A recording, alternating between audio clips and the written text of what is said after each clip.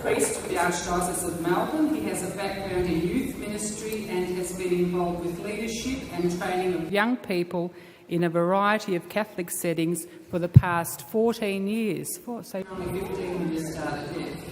Okay, ordained in 2001. Father Pearce is the assistant priest of St Mary McKillop Parish, Keilor Down. Please make him very welcome.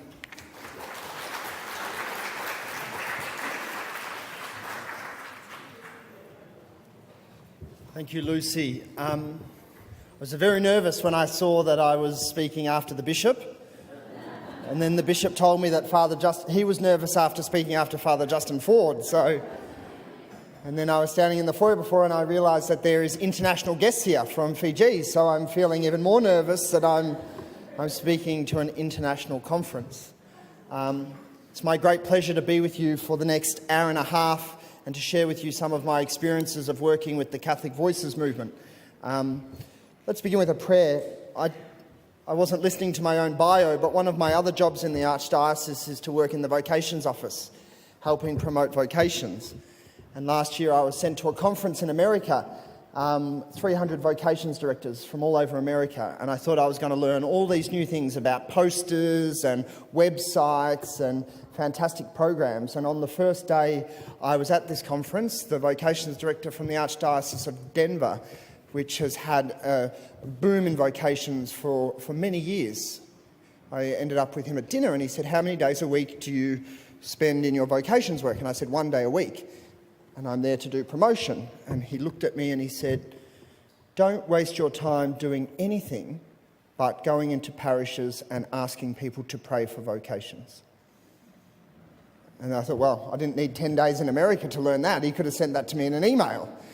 But he was very true that we have a great responsibility, and you as Legion of Mary can help us in that role. So let's begin today, and I ask you to join me in praying for vocations. In the name of the Father, and the Son, and the Holy Spirit. O God, who chose the apostles to make disciples of all nations, and who by baptism and confirmation has called us to build up your holy church, we implore you to choose among us, your children, many priests and religious, who will love you with their whole hearts and gladly spend their lives making you known and loved by all, through Christ our Lord. Our Lady, Mother of Priests, pray for us. In the name of the Father, and the Son, and the Holy Spirit. One of the wonders of modern technology is Facebook. I'm sure many of you are on Facebook, or at least you have children or grandchildren who are on Facebook. And my mother is on Facebook, which is interesting. But she saw that I was chaplain to this group called Catholic Voices, and she couldn't believe her eyes because she thought it was a choir. And there's a few people from my previous parishes here who know what my singing is like, and it would have been very ironic if I was the chaplain to a choir. But Catholic Voices is an international movement, much like the Legion of Mary, but much younger. It was founded in 2010 in the United Kingdom by a group of lay people who were concerned as to how the church was being represented in the media. And it was around the time of Pope Benedict's visit to the United Kingdom. And they formed a group of 24 lay Catholics, young and old, not only in their faith, but also in skills of how to present their faith to the media.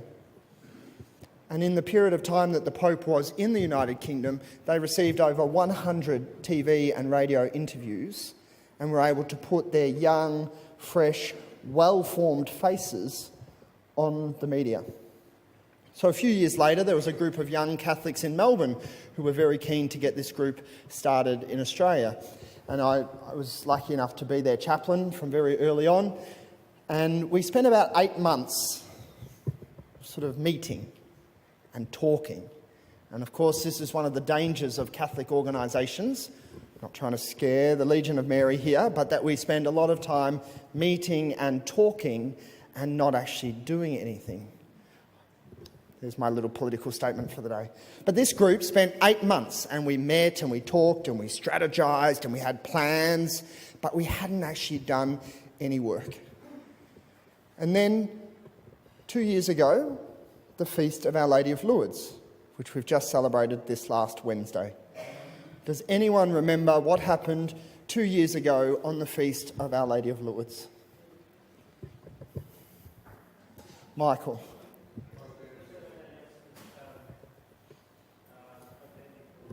Yep. Pope Benedict surprised us all by announcing his resignation. And I think that our little team at Catholic Voices was possibly the only Catholics in the world who were excited by the announcement. Only because for us, we realised that this was our opportunity to start. And in the space of a week, we trained a team of 12 Catholics from Melbourne. And in the period intervening between his announcement of resignation, the resignation happening, and the announcement of Pope Francis, we had over 15 television interviews. Now, it doesn't sound as much as the 100 that was in the UK, but again, the media market in the United Kingdom is much bigger, and the papal visit was obviously a much more sustained thing. The great joy of our 15 TV interviews was that when our young people were speaking on Sky News and on the Sunrise program and on radio interviews, the likes of Christina Keneally and, God love him, Father Bob Maguire, and a number of others weren't speaking. The media calls Catholic organisations, they want a speaker. And when there's not a speaker, they call others who present themselves as Catholics, and they are Catholics, but who then grind their axe, whatever it is.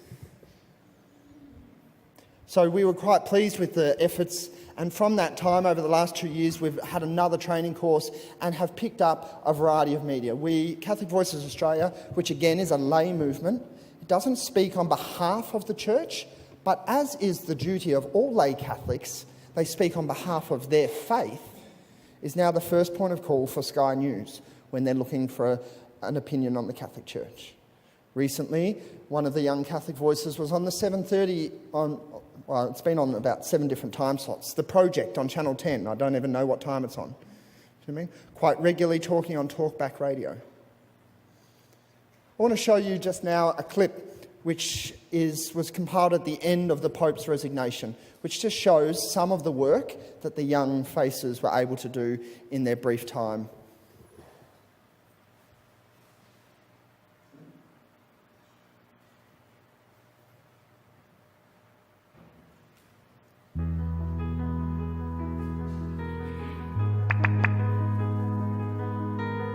The Pope stunned the Catholic Church earlier this month when he announced, for the first time in 600 years, first Pope to resign in 600 years. Benedict XVI has taken off his red shoes, papal robes and his papal ring and taken up residence outside of Rome. Cardinals have held their first vote in the Sistine Chapel. And when will we know who is his successor? How do Catholics here in Australia see the current controversy and the future of the Church? Joining me now from our Melbourne studios is Natasha Marsh from Catholic Voices Australia. Robert Dugdale is from a group called Catholic Voices, which represents young Catholics. Dr. Michelle Rodriguez from Catholic Voices Australia. Natasha Marsh from Catholic Voices Australia joins me now to discuss this historic vote. Catholic Voices Australia aims to get the views of Catholics out into the public domain. So watching the abdication of Pope Benedict, what are your thoughts today? I think obviously a resignation hasn't been seen for 600 years. I think it's an incredible act of humility and courage. There are 1.2 billion Catholics around the world waiting for the announcement of the Pope. It's a very important time and it's a very exciting time for us. We saw the difference in the feel of the papacy, as you were, between John Paul II and Pope Benedict XVI.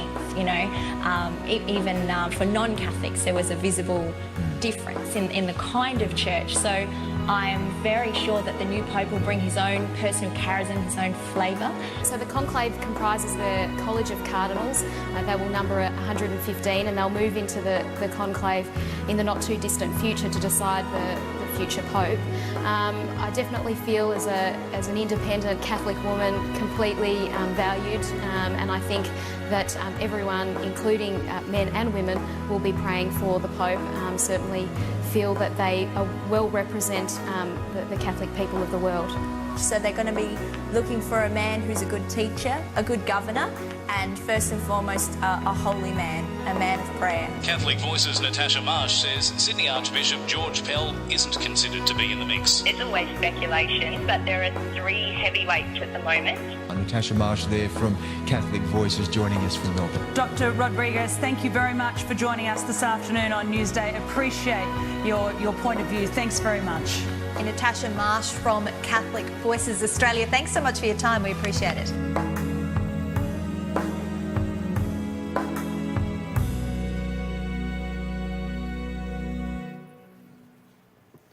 I think you'll agree with me that they did a very good job in representing a positive message for the church. And again, I think this is the important part of the work of Catholic Voices, is that we have received the gospel, we have received good news, and when we want to represent it, we represent it in a positive light. Now, I've become a little bit like a Tupperware salesman. I was invited to come and speak to you today because someone saw me deliver this workshop at a conference in Sydney on evangelisation. But the more and more that I got involved with Catholic Voices and got involved with the process in which they train their voices, the more and more I realised that these skills were not just important when we're talking about putting people in the media. These skills are important for all Catholics because we all face people on a daily basis who don't necessarily agree with the beliefs that we have. Can I have a general show of hands of how many of you were involved in a regular or semi-regular basis with door knocking as part of your work with the Legion of Mary or Senatus? How many of you have children or grandchildren who have stopped practicing their faith? How many of you are involved in one way or another with the pro-life movement? You all, therefore, on a regular basis, face yourself with people who don't agree with the Church's teaching. And the Catholic Voices model of training is really important for all of you as much as it is for me. And the more and more I did this training, the more and more I realised it affected the way that I prepare my homilies. It affects the way that I give talks in schools. It affects the way that I engage with people who come to the front door of the presbytery. So today we're going to do 2 activities. The first will be, I'm going to outline for you the 10 principles that Catholic Voices uses in training its people for the media. But as we've just said, they're really important for each one of us in our own life. And then we'll have a bit of a break, we'll have a few questions, and then we'll look at a few hot button issues. We all know what they are. Those issues that are divisive, those issues that take people away from their understanding of the Catholic faith. All good? Now, if you want to scribble down notes, you can, but we do have copies of this for you to take home with you. The first, and this is the most important. When you are discussing with someone an element of the faith in which they do not agree, you must first and always look for the positive intention behind what they are saying. So I'll use a common example. Women priests. When a woman says, your church should ordain women, does anyone want to have a chat with the people around you? What is the positive intention? What is she really trying to say? What is she really trying to get across? Have a chat with the person next to you and then we'll see.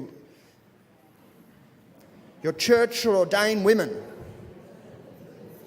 I'm leaving the church because I'm not allowed to be a priest.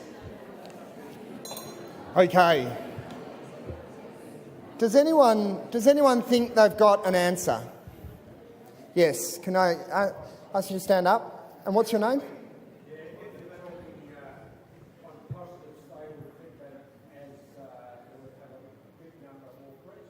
Right, yep, so they're saying there would be more priests. That's a very good one. I think there's probably something a little bit more fundamental when a woman says to you, I don't like your church because you won't ordain women. What's she saying? Yep.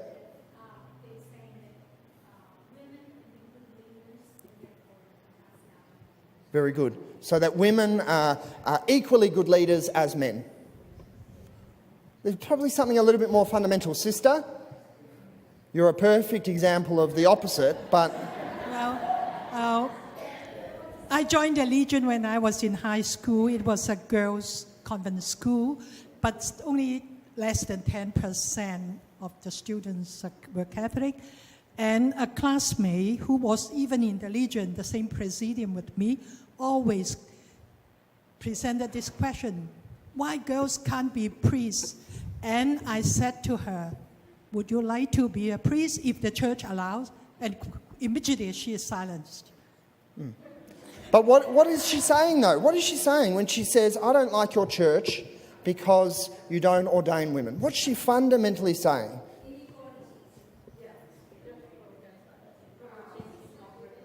Thank you. That women should be valued as much as men. Let me finish my point. Does anyone in this room today disagree with the statement that women should be valued the same as men? Good. Thank you. You're all very good and welcome, and thank you very much for staying. I would have thrown you out if you had have said you disagreed with it. So, in most arguments with people against our faith, we need to focus on... I've got this one on as well because I am a bit of a wanderer. And this is going to drive our lady in the front crazy. Can you still hear me now? Not as clearly as you could. Rather than focusing on the argument at face value, we need to find the positive intention behind what the person is saying. Because more often than not, that will be a point of agreement. Whether people want to admit it or not, the modern society, our politicians, the atheists, want to admit it or not, most values in our society are still based on our Judeo-Christian heritage. The respect of women is a Christian principle. Christ, the woman at the well, Mary Magdalene, his mother. So rather than focusing on what they're saying, okay, that's probably a touch loud. What they're actually saying, we need to be trying to dig a little bit deeper and see what value they are defending. Because if they're defending a value, just like you would defend your right to practice your religion, and Christians throughout history have defended that right even with their own lives, and you're not going to let it go. If this person, this woman, is defending her value that women should be equal as much as men, she's not going to let that go.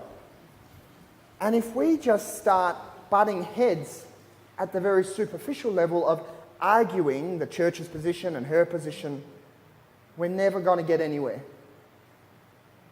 So we need to take a step back and look behind what they're saying and say, what are you really defending? And more often than not, you will find that it's a shared value, something that we can start as a point of agreement. So to a certain degree, I'm saying throw the catechism out to begin with. We have to get there. And on some of these points, we're going to reach a point where we're not going to agree. But let's find the things that we agree on first and move on from there. So in that initial video, you saw Dr. Michelle Rodriguez, and they loved her because she was a doctor, a young Catholic doctor. But she was asked the question that we knew she was going to ask, and in the training we said, you've got to have a good answer for this, and I think she gave it perfectly. And the question was, 115 cardinals, no women in the conclave. As a young Catholic woman, do you feel underrepresented? And she had the answer. Because she knew what they were defending was that women needed to be valued, and that was her answer. I think this principle is very much what I would call the Jesus principle. How many times in the scriptures do we see people ask Jesus a question and he gives them an answer that's not the answer to the question that they're asking, but it was the answer to the question that they should have asked. And it was the right answer. Number 2. We need to shed light, not heat. There is enough heat in our world. There is enough anger. There is enough sadness. We need to be people who shed light. So you knock on a door of a parish home and it's time to do the census, and they say, come in, which probably doesn't happen, but they say, come in, have a cup of tea. And then they give you the shopping list of things that they hate about the Catholic Church, or things as to why they haven't been to Mass. The old priest did this, the old priest did that, child abuse, all of these things. They're all very important things for that person. And if you launch into a full bridal defence of the church, you're only going to add more heat to the circumstance. So there is certain things that we are always going to have to defend, but how we do it. And one of our guiding principles should be that we are always aiming to shed light and not heat, especially when it comes to the hot button issues. How we speak, how we engage with people sheds light on what it is that we believe fundamentally, more so than what it is we say. At the end of your conversation, people are going to remember more about how you made them feel rather than what you said. And we'll come back to that point in a second. Oh, no, we'll come to it right now. People will remember not so much what you said, but how you made them feel. Half of my family is non-Catholic. My mother's a convert, so all of her brothers and sisters are non-Catholic. And for the first 6 years of my seminary, I prided myself as this young, zealous seminarian of arguing at every possible opportunity and defending the church. And there's a number of those members of her family now that I don't speak to anymore. No, and it's not a funny thing. It's something that I now am quite sad about and know that over time I'm going to have to rebuild those relationships. But in my full bridal defence of the church, I was making these people feel bad.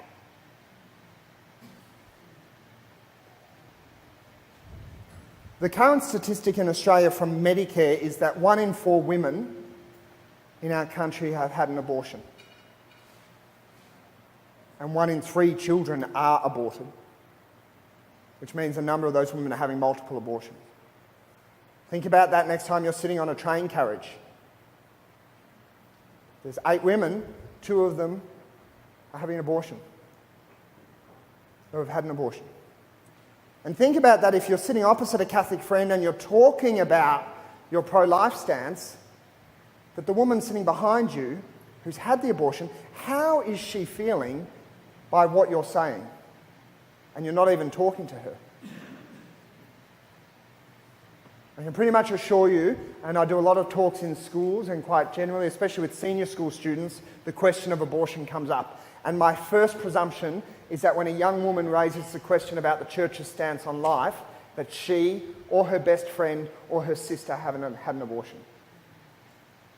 People generally are coming and speaking from their own personal experience or the experience of someone very close to them. So if we're not careful with how we defend the church's stance, then we're going to do more damage than good. You should never be so pro-life that you're the only person that a granddaughter or a niece or a young woman in your parish, you're the only person that she wouldn't dare come to if she was in a crisis pregnancy. You should be the first person. Think about that. And I'm not saying that we don't have a very important role in working with our governments and trying to change law and things like that. That is very important. But as Catholics, we have a very important responsibility in how we do these things. You can win an argument and lose the war.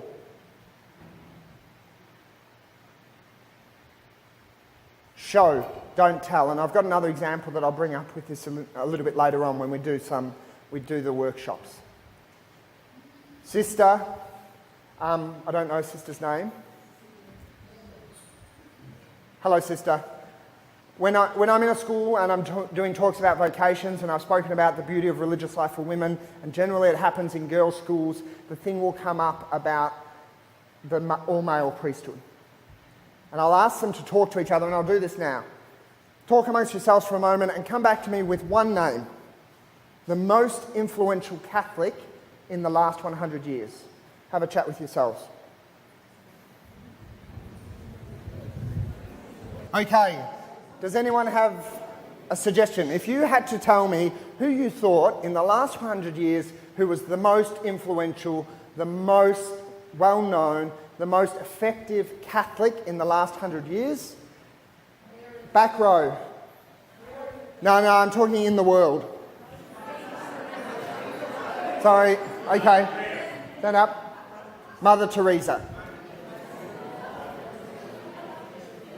So the girls in the schools, they'll always come up with Mother Teresa, and then I'll go, there you go, there's my point. You don't have to be a priest to be valued and to be effective and to be a saint in the Catholic Church. And in the last 100 years, our most valued and effective and most engaging was a woman. But I've just used an example. I could go into 2,000 years of the Church's teaching about Christ only picking the apostles, and it's been passed down, and it was based on the Jewish priesthood before him and things like that, and bore you to tears about, but I've now hopefully, in a brief moment and in a positive way, helped you realise not so much about the male priesthood, but that you don't need to be a male to be valued in the church. Because remember, that's the underlying principle of the question. And I've used an example, a concrete person. And in Mother Teresa, in this example, an example that can't be refuted. Even more so than John Paul II. So people prefer, and again, this is important, and for us when we're training our young people in relation to a 3-minute TV interview, it's about being concise. But for you in particular, when you're talking with your grandchildren or people you engage through your work with the Legion, they don't want you to preach at them. They want you to speak from your personal experience. So use examples. So not just on the all-male priesthood, but on any of these other hot-button issues. Use your stories, your examples, your faith. This next one is important primarily for those who are preparing for TV interviews. You watch a news interview and it's roughly 3 minutes if it's an extensive interview. Otherwise, it's 1 minute. We have people, especially for the SBS, we get calls all the time to do a spot for SBS, and one of our Catholic Voices reads up on the issue, drives into the city, goes to the SBS studio, does a 15-minute interview, and generally one answer is used. All this work for 10 seconds. But in our real lives as well, sometimes when we argue in particular, or we enter into intellectual debate, we can sort of get a little bit off track. And this is where I'm starting to suggest that you need to start doing homework if you want to be doing this with people in your own lives or with your work. You need to have 3 concise points around most of the hot button issues. And the idea would be that at the end of your conversation with them, that you've enlightened them on those 3 points, and then you leave it. Because they then know, if you've left them feeling good, and you've spoken from your personal experience, and you haven't said too much, they know who to come back to when they have a further question. Or if you've beaten them over the head, given them 18 pages from the catechism to read, and made them feel bad, they're not going to come back to you.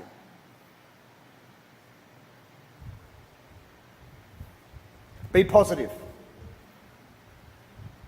The church should not... Someone said, "Are you a Catholic?" "Yes." "Has anyone told your face?" We should be people of joy. We should be people who smile. And a couple of the interviews, and most of the interviews that our young people did are up in their full on YouTube, for those of you who are on YouTube, but quite often, and especially if you look at the UK interviews, at the end of the interview, the person against the church has come across as this aggressive, angry, bitter person, and the Catholic voice has come across as a fresh-faced person of joy. You won't necessarily agree with them, like we would, but the other person, they're not going to agree with them. If you've got someone who's had 10 years away from their faith, angry at the church, personally hurt from the Legion of Mary during the parish census, you're not going to bring them back in one meeting on their doorstep. But if you have left them with a positive feeling of a Catholic, then you've done more than any argument is ever going to be able to do. Be compassionate.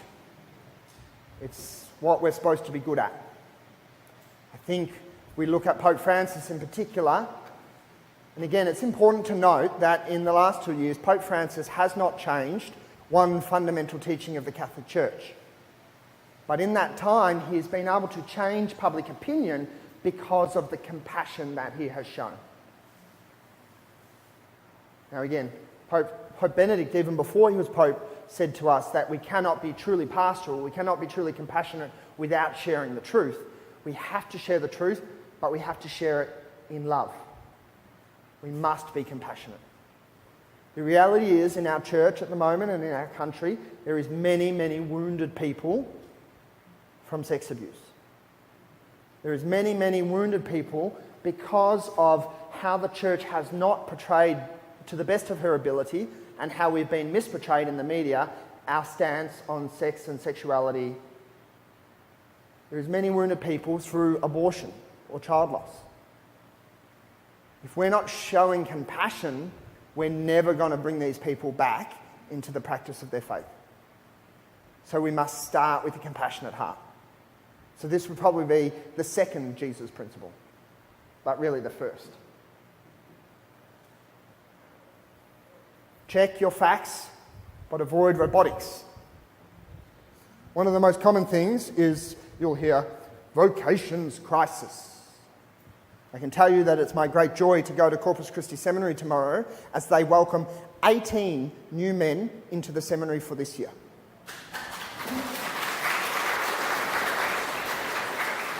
The biggest number in the last 15 years, by almost double. I know that fact, and I can say that. But that's where, again, this is the second part of your homework. You need to be able to dispel some of those big furphies. All celibate priests are child abusers. Wrong. The biggest percentage of child abuse in Australia happens where? In the home, from married men. Now, that in no way does that lessen the gravity of priest abusers, but it's a simple correction of errors. But again, we've got to remember that we can't just be correcting errors. We can't just say, well, your facts are wrong and mine are right, because then we just get into the headbutting thing. But some of those bigger furphies, we must engage with the real facts and be able to shed a bit of light on those things.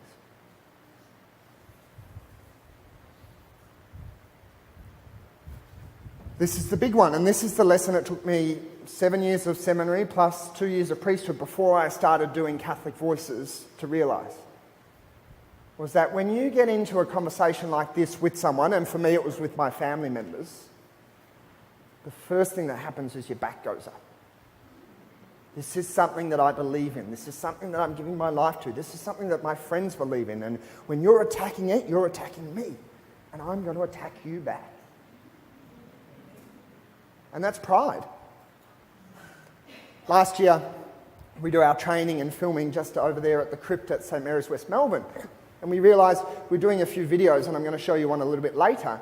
We realised that after 2 years of delivering the training for Catholic Voices, I'd never actually sat in the interview chair. What we do as our training is we do all the principles and the theory, and then we actually bring in a news reporter and a camera, and we set up a studio. And they get walked in, they get sat down, and they get grilled in a real life situation. And we realised that I had never done it. And I'd been giving feedback and encouragement and for 2 years. So they put me in the chair this day. And I thought, right, I know what I'm doing. And as soon as the little red light went on the camera, I turned into this combative, aggressive, and a lot of our voices, it took a long time for them to come to this realisation, but it happened when we then sat them in a room, 10 of them, and we played back to them their first interviews. And it's only then that you realise, even your body language changes, and that you get aggressive. So the principle is remembering it's not about you. You have to put your ego on the back seat. You're not allowed to get impassioned. Yes, you should have zeal, but don't have that being false pride. Pray. If 2 of you are knocking on the door at a census visitation, and I'm sure this is probably part of your practice already, one should be praying and one should be talking. Is that the practice? Good. Okay. If you're at home and the famous auntie comes into the room, I hope none of you ever, you might meet this auntie, she's a lovely woman, but she'll come into the room. I need to pray. I think I'm the only Catholic priest in the country whose Christmas Day, the only topic banned from conversation is religion, because we fight so much. But now when I go into those environments, I really do need to pray and ask the Holy Spirit to be with me, that He works through me and that I don't let my human imperfections get in the way. And ultimately, so the last point, the 10th point, is that at the end of the day, it's about being a witness. You're witnessing to a truth. It's not about winning an argument. You can win lots of arguments, and I used to win lots of arguments because my arguments with my aunt were a lot more logical. And she was just speaking from sort of things she'd read in the paper. And I had philosophy and theology and history, and I was a seminarian. And I won the arguments. But she's not going to church and she's not talking to me. So it's about being a witness, more so than it is about your great oratory or your good arguments. That's it. That's your 10 principles. I've got copies to hand out. The first 60 get the colour, and then the rest of you get black and white. I didn't expect so many people. This is wonderful. Let's have a break, 5 minutes. Have a chat with people around you about what you've seen. We'll hand these out. Then we'll take some questions and answers, and then we'll do a few practical applications on some of the real hot button issues.